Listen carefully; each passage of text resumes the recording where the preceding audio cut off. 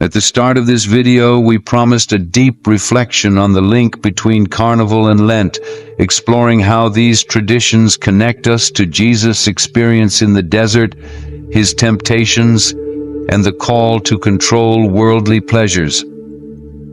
By the end, we'll reveal a surprising perspective on what all of this can teach us about our own life. Let's dive into this journey, analyzing the origins of Carnival, the symbolism of Lent, and how these 40 days continue to resonate in our spirituality and daily lives. The word carnival has its roots in Latin, derived from carnis leval, meaning to remove the meat. This expression carries profound symbolism, a preparation for fasting and penance preceding the 40 days of Lent.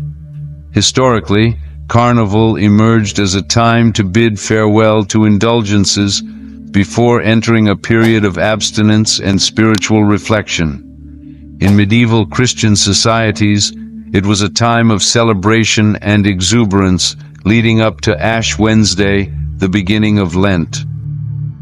However, over the centuries, Carnival has drifted from its preparatory nature. What once symbolized a transition has, in many cases, become a period of indulgence in worldly pleasures, creating an even starker contrast with Lent's values. The festivities, filled with music, dancing, and abundance, reflect humanity's desire for freedom and expression, while Lent reminds us of the importance of moderating these impulses. Lent is inspired by the 40 days Jesus spent in the desert, as recounted in the Gospels of Matthew chapter 4 verses 1 to 11, Mark chapter 1 verses 12 and 13, and Luke chapter 4 verses 1 to 13. During this time, Jesus fasted and faced 3 temptations from the devil, all tied to universal human desires: hunger, power, and the worship of earthly things. Each of these temptations holds a symbolic connection to our lives and the excesses often associated with Carnival. The temptation of hunger. If you are the Son of God, tell these stones to become bread. Matthew chapter 4 verse 3. This first temptation reminds us of the relationship between bodily pleasures and the spirit. During Carnival, we're constantly invited to satisfy immediate desires, from overindulgence to intense celebrations. Lent, however, calls us to remember that man shall not live on bread alone, but on every word that comes from the mouth of God. Matthew chapter 4, verse 4.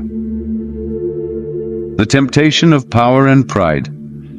If you are the Son of God, throw yourself down, for it is written, He will command His angels concerning you. Matthew chapter 4 verse 6. Here, the devil challenges Jesus to prove his divinity and test God.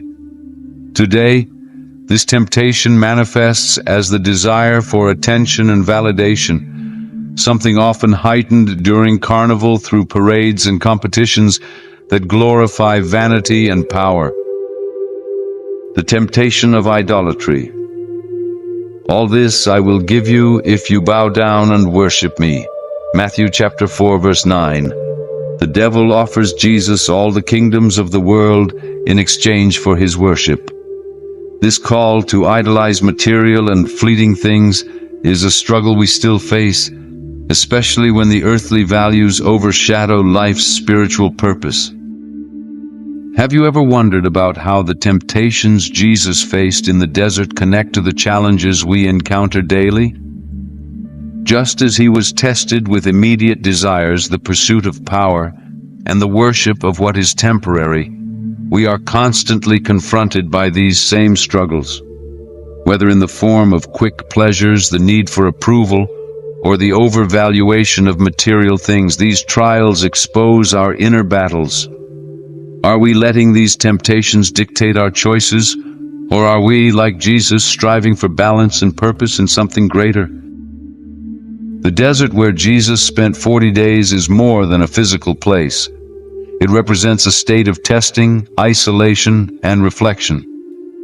In today's world, we face our own deserts, marked by internal and external challenges.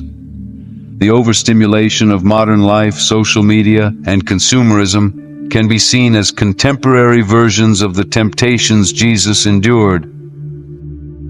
Just as Jesus resisted the devil in the desert, we are invited during Lent to resist the temptations that draw us away from our essence and higher purpose. It is a call to introspection, balance, and reconnection with God. Carnival, when viewed through the lens of Lent, doesn't have to be merely a symbol of excess. It can serve as an opportunity for reflection on our own temptations and how they manifest in our lives. The pleasures we celebrate during Carnival aren't inherently condemnable, but they remind us of the importance of moderation and seeking balance. Throughout history, the Church has seen Lent as a time for conversion, repentance, and renewal. This period is marked by practices like fasting, prayer, and charity, which contrast with the excesses of carnival and daily life. However, it's crucial to remember that the purpose of Lent isn't renunciation for the sake of renunciation, but a path towards self-mastery, a deeper relationship with God, and a healthier life. We live in a society where excess is normalized, and Carnival reflects this explicitly. At the same time, Lent offers a powerful counterpoint, a moment to pause amid the chaos.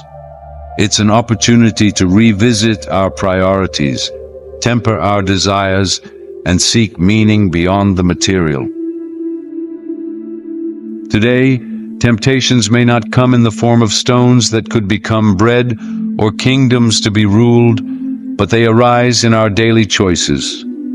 Workaholism, the endless pursuit of validation, unchecked consumption, and any imbalance. Jesus' example in the desert inspires us to find the strength to resist and the discernment to choose the right path, living each day to its fullest. Here's the insight that ties it all together. Carnival and Lent, though seemingly opposites, are two sides of the same coin. Carnival reminds us of temptations and the allure of pleasure, selfishness, and power, while Lent invites us to reflect on how to face these temptations, practice sharing and charity, and embrace humility. Jesus showed us that it's possible to confront trials with faith and determination, and that lesson remains as relevant as ever.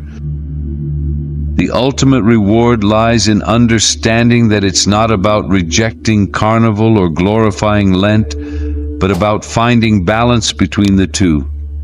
Joy and celebration are part of life, but so are moments of reflection and spirituality.